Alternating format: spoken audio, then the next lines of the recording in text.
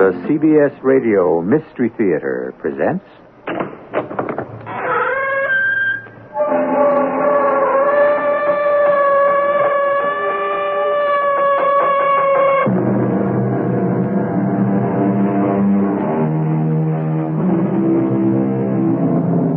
Come in. Welcome. I'm E.G. Marshall. We're about to bring you a love story. Before we're through, you may say that we have subjected you to too much turbulence and too many shocks for a love story. But whoever said that a love story was nothing but sweetness and light? No one, that is, who's ever been in love. That's the planet Venus. That's so. Venus is the morning star. I never knew that. Venus is also the evening star.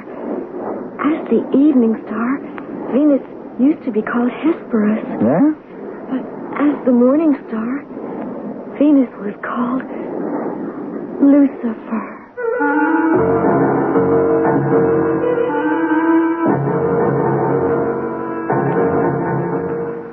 Our drama, Boomerang, was written especially for the Mystery Theater by Elspeth Eric and stars Anne Shepard. It is sponsored in part by Sign-Off, the Sinus Medicines, and Buick Motor Division. I'll be back shortly with Act One.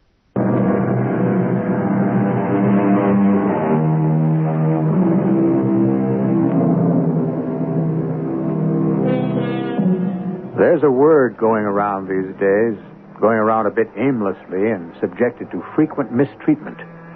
The word is ambivalence. Now, let's break the word in half. Ambi is from the Latin and means both. Valence means power. Put the two halves together, and we have our word back again. Ambivalence, which means simultaneous attraction toward and repulsion from. This story is about ambivalence, and that's why I call it Boomerang.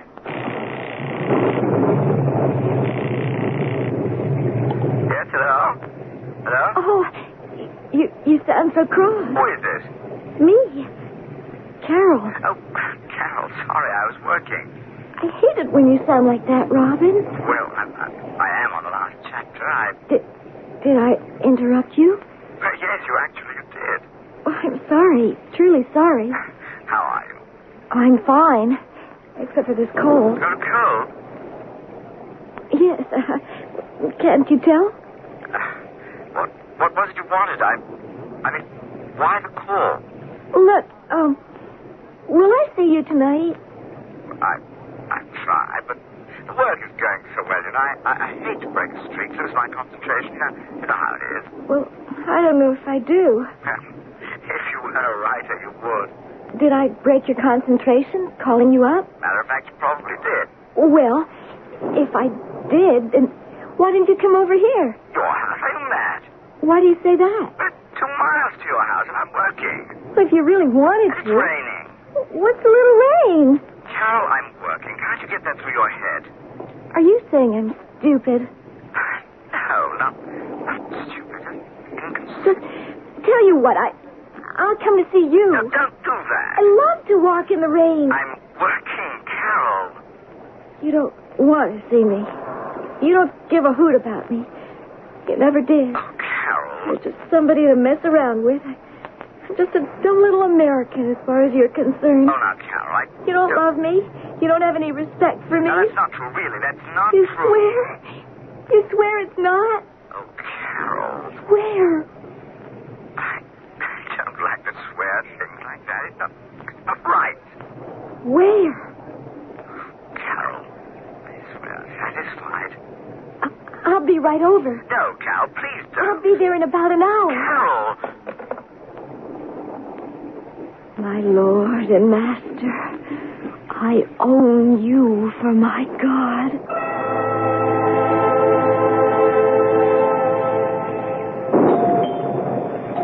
That you, John? It's me, Celia. Oh, come in quickly. Oh, what weather. Give me a coat. Oh, yeah, thank you. It's terrible of me to ask you to come out in a night like this. Oh, it's all right. No, it's not all right. I know I impose on you. That's what old friends are for, to be imposed on. You do have a way of making me feel better, John. And that's what doctors are for. Now, what seems to be the trouble with Carol? As a matter of fact, it's just a cold and a sore throat. Oh? Well, has she tried gargling with salt water? John, I didn't get you over here for just a cold. It's other things I can't cope with. Such as? Well, she's been odd lately. Odd? How? And how lately? Actually, it goes back more than a year to when her father died. Only it wasn't so noticeable then, and I thought it was just, grief. She was away at school when he fell ill, and he didn't want me to send for her. He was sure he'd recover, and so was I, and then the second hemorrhage, and Yes, it was very sudden. And I've always felt that she held it against me that he died. Oh, surely not. I know she blamed me, that she wasn't here. And I suppose that was my fault. No, see, it well, wasn't. Well, anyway, she grew more and more silent and sullen and hostile. So I brought her home where I could keep an eye on her, but it hasn't helped, John. She's very polite to me, and that's about all. You can't talk to her? What about? What will I say? It's not that she's done anything. Sometimes I wish she had. Well, then, what is it? Tell me, Celia. She shuts herself up in her room a lot. She doesn't go out at all? There's a man. She goes out with him. Ah. She met him about a month ago at a beach party. He's very nice. His name is Robin Graves. Oh, yes, the young Englishman. I treated him once. Took a fish hook out of his hand. He's a novelist. Lives in the Devereux Beach House. He's older than Carol, isn't he? He's in his 30s, I think. Oh, you know him? I've met him several times, talked to him. When he comes here to pick up Carol, I don't let her drive the car. Other people let their children drive at 16 or even younger, but I won't. That's wise. And Robin's been very nice about taking her places, parties and swimming and things like that. Then she does go out. And with Robin Graves, she does. Nobody else. When she's not with him, she mostly stays in her room, and John, she... Yes, Celia. She's what? She talks to herself. I hear her, John, talking to herself.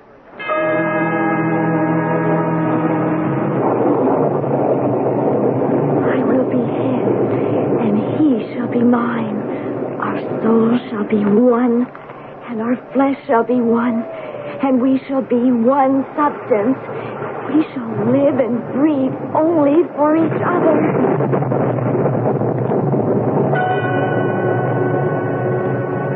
I hope I'm not depressing you with all this talk about Carol. Well, I've known Carol most of her life.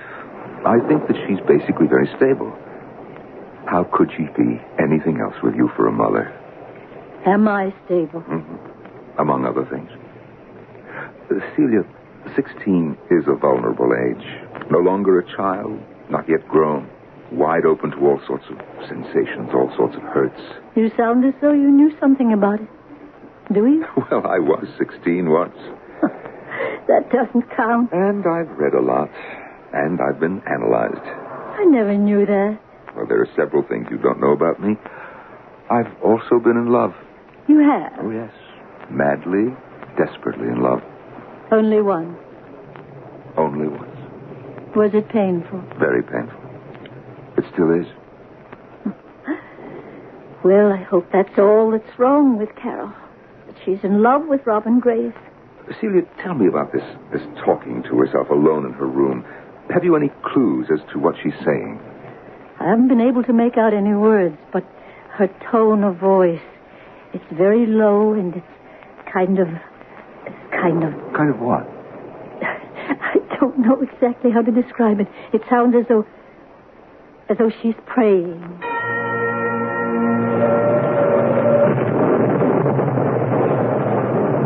I promise to adore you and do you homage at least 3 times a day, and to do the most evil that I can, and to lead into evil as many persons as shall be possible to me.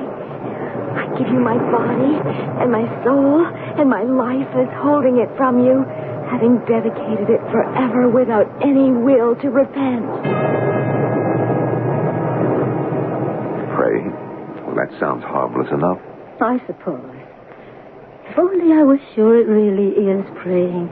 It really only sounds like praying. There's something about it that sounds like something else. Like what, for instance? Like blasphemy. Oh, now, Celia. I know. I'm imagining things. You know, perhaps if she got out more and saw more people. No, I wish she would. Maybe you should let her drive the car. Or if you don't want to do that, maybe you should move closer to town. Give up this house? Well, it is awfully remote, Celia. But we've always lived here. I don't think Carol would like living anyplace else. You don't have any close neighbors? Well, we've never minded. Celia, I worry about you. Do you really? Yes, I do. You don't need to, John. You let me be the judge of that. As a matter of fact, well, I worry so much, I brought you something. Here. What is it? It's a revolver.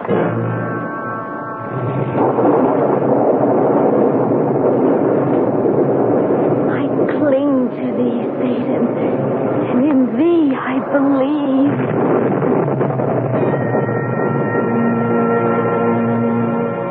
John.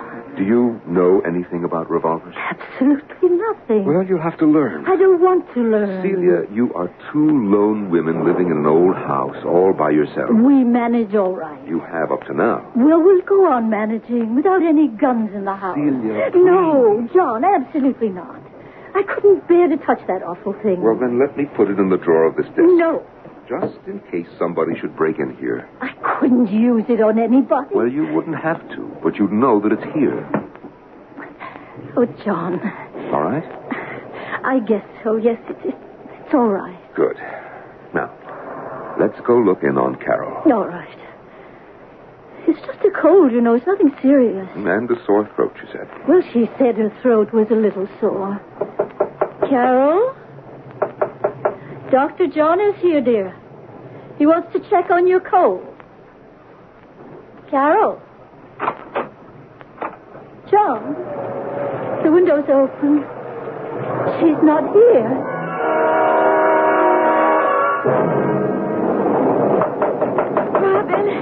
Robin, it's Carol. I made it. I'm here. Open the door. Let me in. Please. Let me in. Carol. Let me... Carol!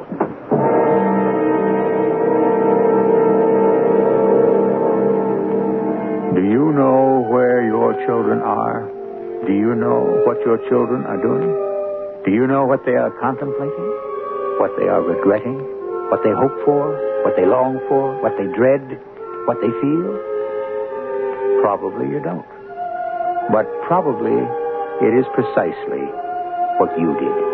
Hoped for, longed for, dreaded, and felt. If only you could remember what it was. I'll continue with Act 2 shortly.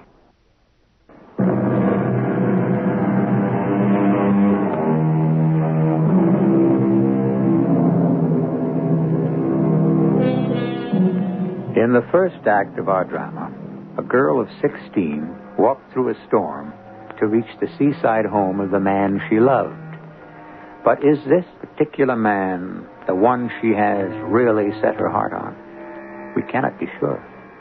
For on her long rain-soaked journey, we heard her invoke another, a bodiless being, one called Satan. Now, as we begin Act 2, it is 7 days later. Oh, Mr. Graves. Hello. Hello. I was driving by. I wanted to inquire about Carol. Do come in. Thank you. Yeah, I've been worried about her.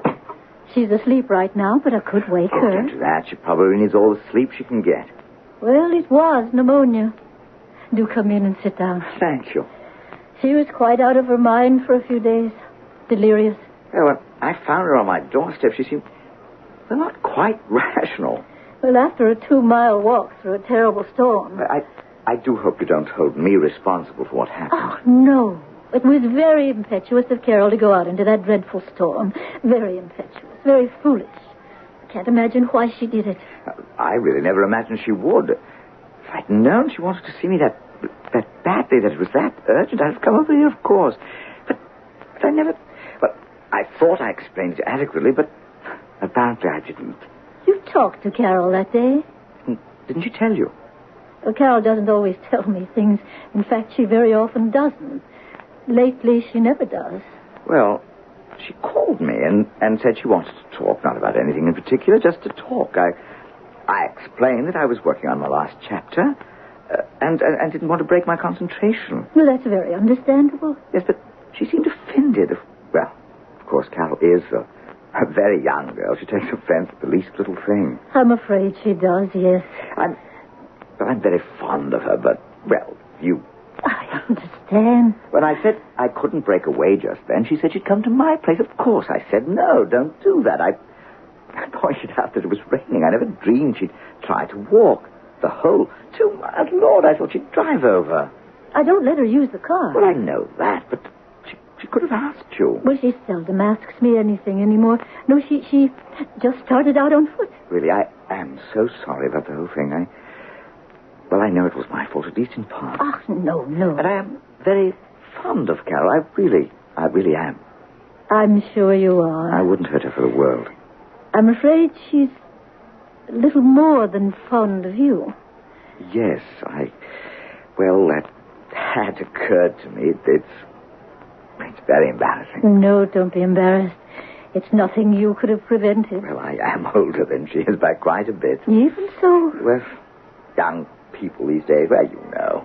I do know. They give the impression of being so free, so self-possessed, so grown-up. It's easy to be taken in by it. And in Carol's case, I was. I'm afraid an impression is all it is. Nobody at 16 is very free or self-possessed or grown up. It has been quite a revelation to me. It taught me a lesson, too, not to take such things at any rate for granted, just because, well, the way they talk, all this business of being, what is your expression, with it, you know? Oh, yes. They're really very immature and very vulnerable. I quite agree. I must say you are an understanding mother. No, I wish I were. I wish I were. I could do so much for Carol if I only understood her better. Ah, well, at any rate, you won't have to worry about me much longer. Oh? I've finished my book. Congratulations. Well, about time. It's been almost a year. Well, I know you've worked very hard. I have. Taking the Devereux cottage was about the best thing I ever did. Out there with nothing but the wind and the waves. Sounds lonely. Well, writing's a lonely business, has to be. And then, well, there was Carol. I know you helped her loneliness, too. I think so. I hope so. You're rather shut away from people here, aren't you? No near neighbors. That's true. But we've always lived here. My husband died here, and when I wanted to move closer to town, Carol objected strenuously, so we stayed here. Perhaps you shouldn't have it. Well, it doesn't seem quite safe. You know, you're not the only one to say that. Our doctor said the same thing a little while ago. He even brought me a gun. Really? A little pearl-handled revolver. Very feminine. Heavens, I wouldn't think of touching it. The first night I kept it by my bed, but that made me so nervous I moved it in here. It's in one of those desk drawers. I hope I never have to look at it. Well, never mind about that.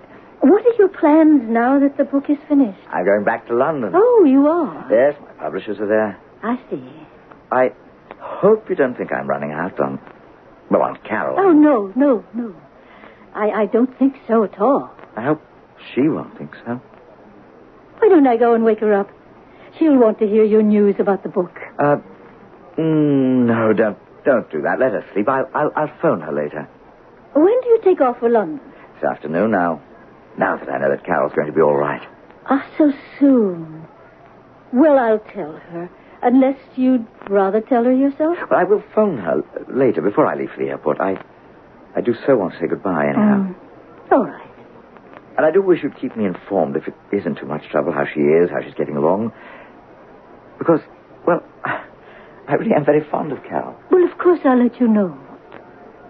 I'll just write out my address if you don't mind. I have a little flat in London. There. Can you read that? Oh, yes. I leave it here on the desk.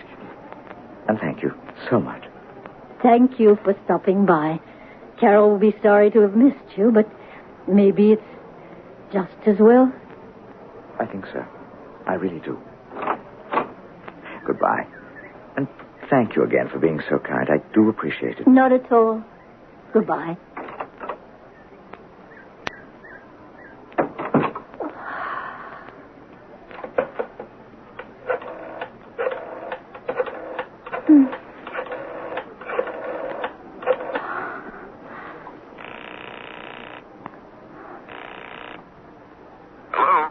John, this is Celia.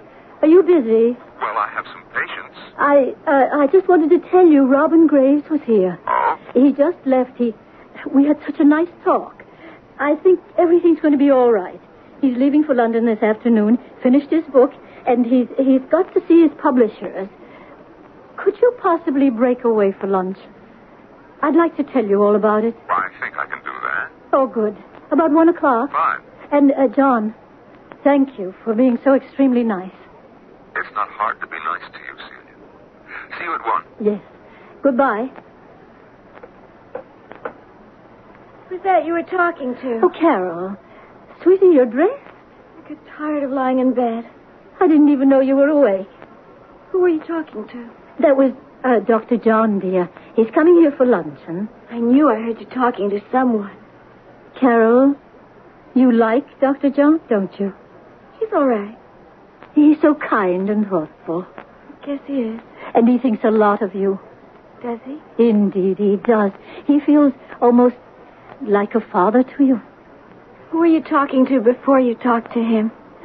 Oh, that was Robin Graves. He stopped by to see how you're feeling. I'd have waked you, but he said not to disturb you if you were sleeping. I thought I heard his voice. In your sleep, probably. Probably. Guess what? He's finished his book. Oh, has he? Yes, and he's going back to London to give it to his publishers. Isn't that exciting? When is he going? Why, I think he said this afternoon. I think that's what he said. He wanted to be sure you were going to be all right. And then, oh, heavens, it's after 12 o'clock. I'd better go out to the kitchen and see what's in the fridge for lunch. Don't you think you ought to go back to bed, dear? Maybe I'll stay up and have lunch with you and Dr. John. Well, I don't know as you'd better do that, Carol. He and I have several things to talk about privately. Oh? Like what? Oh. Well, listen, that. You do like him, Carol, don't you? You said you did. Well, sure, I like him. I'm glad you do. Are you going to marry him? Oh, heavens. He hasn't even asked me. What a question. He probably will. Well, that remains to be seen. It's you I'm thinking about right now. You're not too upset over Robin Graves, are you? He's going back to London. I knew he'd go sometime. So then that's all right? Hadn't you better go check on the food? Yes, darling. Yes, I'd better. And you go back to bed? All right. When Dr. John gets here, I'll have him take a look at you. See if it's all right for you to be up and around. Okay. I think we have eggs in the house and stuff for salad.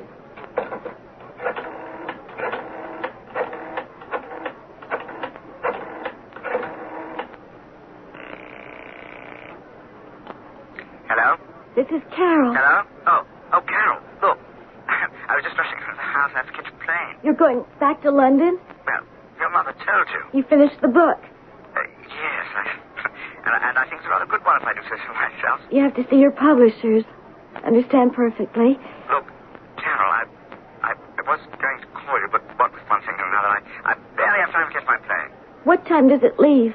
Well, I forget exactly. I've just got time to make it, traffic and all. I was going to send you a wire or something. Anyway, look, I write you from London, tell you everything. You do that. I'm so glad you're better. Your mother said you were. I'm fine. I'm perfectly fine. That's splendid. Pneumonia, that's nothing to fool around with. I'm fine now. Yeah, it was kind of a foolish thing to do, going out in all that rain. You know that, don't I you? wanted to see you. Yes, well, look, I really do have to be going. You understand? Yes, I understand, all right. Good. I write you from London about the book and everything. That'll be splendid. Goodbye. Look, goodbye, Carol. Take take good care of yourself, won't you? Yes, I'll take care of everything. Good. Well, so long, then, Carol. So long, Robin. Eco Azarak. Eco Zamalak. Eco.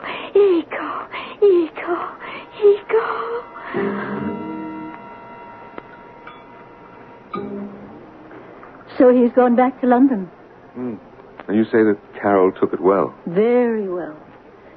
Very calm about the whole thing. Oh, John, I'm so relieved. Oh, of course you are. It was just a crush, this whole thing with Robin Graves. All young girls have them, just a passing phase. I hope so. Oh, it was. I'm sure of it. Aren't you? Well, we'll see. At any rate, now we'll have a little time to think about ourselves, won't we? Well, yes. You know what Carol said? She said, "Are you going to marry Dr. John?" And I said, "Heavens, he hasn't even asked me." She likes you, John. She really does. And her mother? Well, I like you, too. You know that. Look, John, I promised Carol you'd look in on her after lunch. Why don't you do that now, before you go back to the office? All right. If you don't mind. Let's go see her right now. It'll set my mind at rest, knowing she's all right. Celia, what happened to your car? It's not in the driveway. Well, it must be. Let me look. It wasn't there when I drove up. John, you're right. The car's gone. If you bear ill will to anybody, look on them with open eyes and pray evil for them in my name, and you will get your heart's desire. I cling to thee, Satan, and in thee I believe. I give you my soul, my body, and my life. Eco Azarak. Eco Zamalak. What are you, crazy?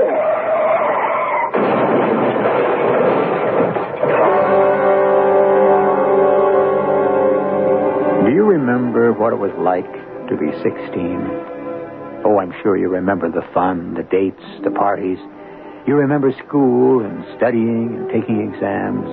And you remember the little failures and the little successes and everything that fell between. But do you remember the doubts, the terrors, the feeling that everything might suddenly go out of control? I doubt that you do. For you did grow up, and you did get everything under control. You did, didn't you? I'll be back shortly with Act 3. You've never had a really exotic car, have you? Because you've always felt that you needed something a little more down to earth. But you still want that exotic car, don't you? You know what you need? A Buick Skyhawk. It's small, it's V6 powered. Hey, it's even got a hatchback. Now that's down to earth. But with things like bucket seats, available 5-speed manual transmission, and that laid-back, low-down styling, it's not exactly plain vanilla. The Buick Skyhawk, the car you need and the car you want.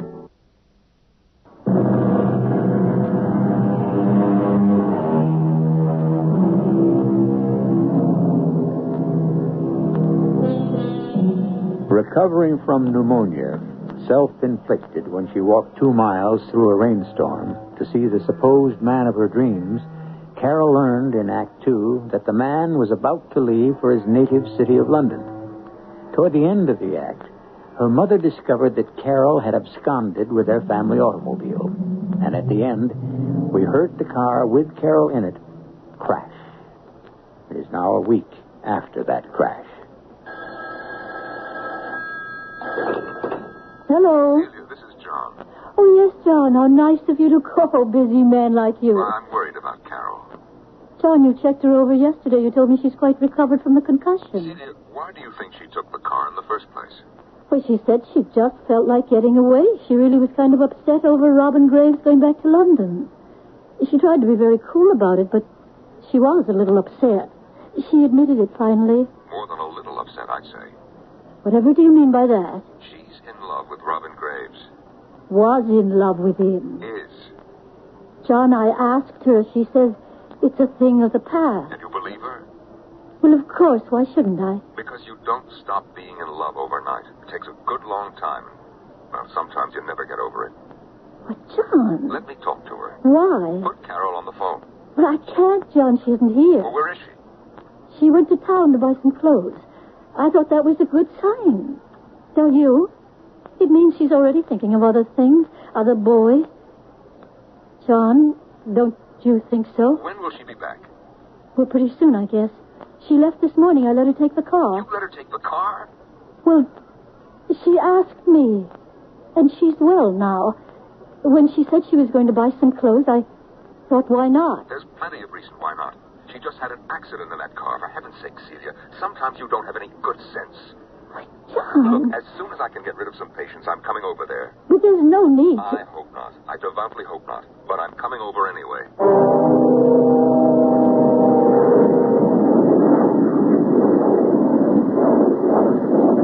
Care to look at the magazine? No, thank you. Don't you ever get tired just staring out the window? No, No. that's the planet Venus. That's so. Right there. Where? Venus is the morning star. Yeah? Venus is also the evening star. Uh-huh. As the evening star, Venus used to be called Hesperus. You don't say. But as the morning star, Venus was called Lucifer, Lucifer, huh? the rebel archangel, the fallen one. Yeah. How art thou fallen from heaven, O Lucifer, son of the morning? That's from the book of Isaiah, chapter 14, verse 12. Yeah, well, Of course, now we call him Satan. I worship him. now I think I'll go up front and put this magazine back on the rack. Where is she? Where is Now, she? Celia, quiet down. She's been gone since 10 o'clock this morning. Now, let's just sit down and talk this over quietly, huh? Oh, John, you were right. That's not important. She's still in love with Robin Graves. She's gone off somewhere. Robin Graves is in London. You... Oh, no. Is that possible? That she's... Of course it's possible. I suppose it is. It's hard to believe. You know, I wonder if we shouldn't phone him. Tell her to be on the lookout for her in case she shows up. I've got his address. Oh, good, good. I put it in the desk drawer somewhere. It's here somewhere, I'm sure. I didn't throw it away, I know it. It's because I promised to write to him. And I meant to... John. John. What is it? What's the matter, Celia? The gun you gave me, it was in this drawer. It's gone.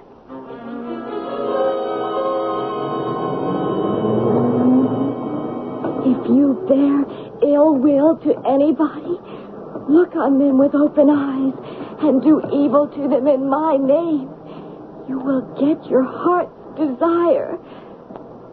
Iko, Iko, Azarak, Iko, Iko, Zamflak, Iko, Iko, Iko. Carol! Carol, wait! Carol, no!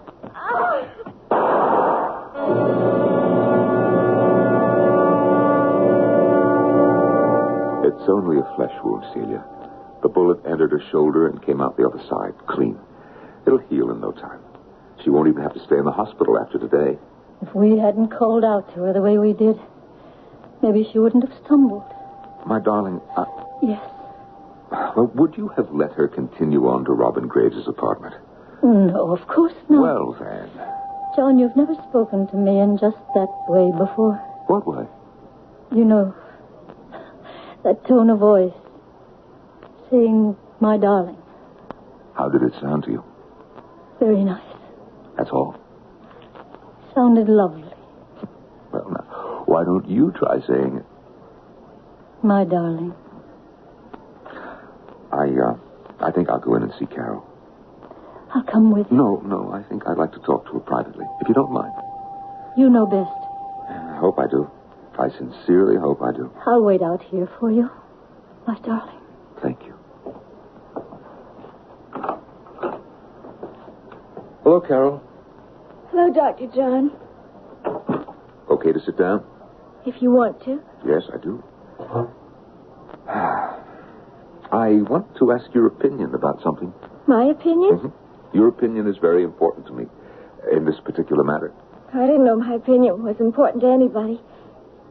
Do you think that I should ask your mother to marry me? What? You heard me. Well, I don't know. I love her very much. I have for a long time. Very long time. And lately I've begun to think that she loves me. Oh, well, It would mean that I'd be your stepfather. Would you mind that? I wouldn't mind, exactly. Do you think in time you might even get to like it, maybe? Well, I guess I might. Well, then, I guess I'll go ahead and ask her. Iko Azarek. Iko Zamalek. Iko. What are you doing? What do you think? I'm just saying a little prayer. That's the ancient prayer the high priest used to say over the bowed heads of the witches after he'd consecrated the magic circle. How do you know? Well, I read a lot about the old religion. Witchcraft. I own a lot of the old grimoire. That's what they call the books about witchcraft, devil worship and all that. I know. Oh, you've read them. Some of them. Malleus Maleficarum. Carol, have you read that? It means Hammer of the Witches. Have you read it? No. Why, it's the most important book on witchcraft ever written. I suppose you know about the Devil's Bible. Do you? No. It's in the Royal Library in Stockholm. Maybe when you're through here at the hospital, you and your mother and I could go to Stockholm. Why are you telling me about these And things? then there's the Great Key of Solomon the King. What do you think I care about all those old books? And the demonology of King James. Stop. And Sadducismus Trium Shut up. Quartus. I don't want to hear any more. So just shut up. Shut up and get out of here and leave me alone. When did you decide you were a witch, Carol? Carol, what was it made you turn to Satan? Tell me, Carol. When did it happen? Was it when your father died? That was a terrible time for you. I know that. Very terrible. Too terrible for a girl of 14 to bear without some sort of terrible reaction. Carol, was that when it happened? When your father died? The father you loved so well? He didn't have to have died. What's that? Carol, what did you say? He didn't need to have died. Oh? I could have saved him, but they didn't send for me. They kept me in that stupid school, and they told me he was getting better, and then he died. He died, and I wasn't even there. If I'd have been there, he wouldn't have died, and he'd be here with me right now. See. But God took him. God took him away. He left me, and God left me. The devil entered into me and made me his own. I belonged to him and worshipped and adored him, and I was his slave. And I tried to learn all his magic. I tried to learn everything. You didn't learn it very well, did you? What? I said you didn't learn it very well. When you went to Robin Graves' house by the sea, you went there to punish him, didn't you? For not loving you the way your father did. But you didn't punish Robin, did you? No. You walked 2 miles in the rain and got pneumonia. I couldn't help that. No, you couldn't. A really good witch would have accomplished what she set out to do. And then that night you took the car and tried to reach Robin Graves before he took the plane for London. You didn't reach Robin, did you? No. You smashed up the car and you smashed up yourself. Oh, no, a real witch wouldn't have done that. And now, Carol, this last time, you took your mother's gun. You crossed the ocean. You put the gun in your purse and you set out for Robin's apartment to kill him. But you didn't even get there, did you? No. You stumbled and you fell, and the gun went off and hit you in the shoulder. Ah. Dear little girl, you just aren't much of a witch. As a matter of fact, you're a rotten witch. And I think you'd better give it up. How do you know so much about witches? Dear little girl, I'm a doctor. Don't you know that the science of medicine and many other sciences are direct descendants of the ancient practice of magic? Didn't know that. Yes, of course. If it hadn't been for the witches and the devil worshippers and all the others who dabbled in magic hundreds and hundreds of years ago, well, there wouldn't be any doctors like me today. You mean that? Of course I mean it. It's true. And you know something else? Carol, not all witches practice black magic. No? No. There is such a thing as white magic. And there are white witches. People go to white witches to get them to destroy the power of the devil. Really? Mm-hmm. White witches work only for the good of everyone. Somebody once told me how a black witch can be turned into a white witch. How? Well, the black witch who wants to change and be relieved of the dreadful suffering which is the portion of all who worship Satan should first get some warm salt water and wash the soles of her feet and the palms of her hands with it, and then she should take what's left of the salt. If you'd like to know the ending to this story, Carol got out of the hospital and went with John and Celia to Stockholm, where I believe they saw the Devil's Bible, a most remarkable book, taller than a man, containing 300 parchment pages, each the size of a double bed. They say it's the work of a monk arrested for practicing the black arts. Oh, yes, John and Celia got married. And as far as I know, she's very happy, too. I'll be back shortly.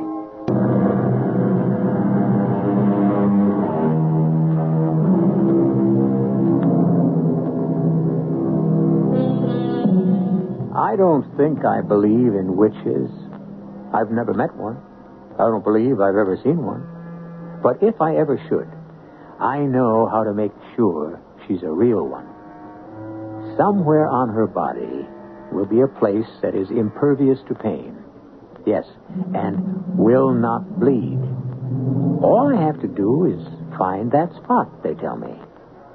Of course, they haven't yet told me whether she'll let me look for the spot. Oh, well.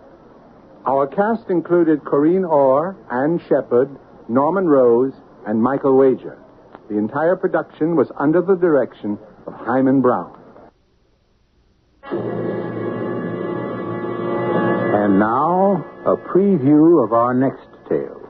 He won't admit anything. There is no more loyal servant on the island. To you, not to me. Yes, master. There have been too many accidents lately, Fonseca. Lady believes there's a hex. Now, do you believe that? I not know, master. If spell on a lady, Zananda can break spell. Well, Lisa, is that what you want? I mean, to send Fonseca down the mountain to the jungle and bring that witch woman up here for tea and mumbo-jumbo? I don't want any witch near me. What kind of a place do I live in where there are witches? I want you to sell the estate and take me away. I can't do that. I speak, master. Yes, Fonseca. Not safe. Lady, stay. His best lady go. From Ceylon. Radio Mystery Theater was sponsored in part by True Value Hardware Stores. This is E.G. Marshall inviting you to return to our Mystery Theater for another adventure in the macabre. Until next time, pleasant dreams.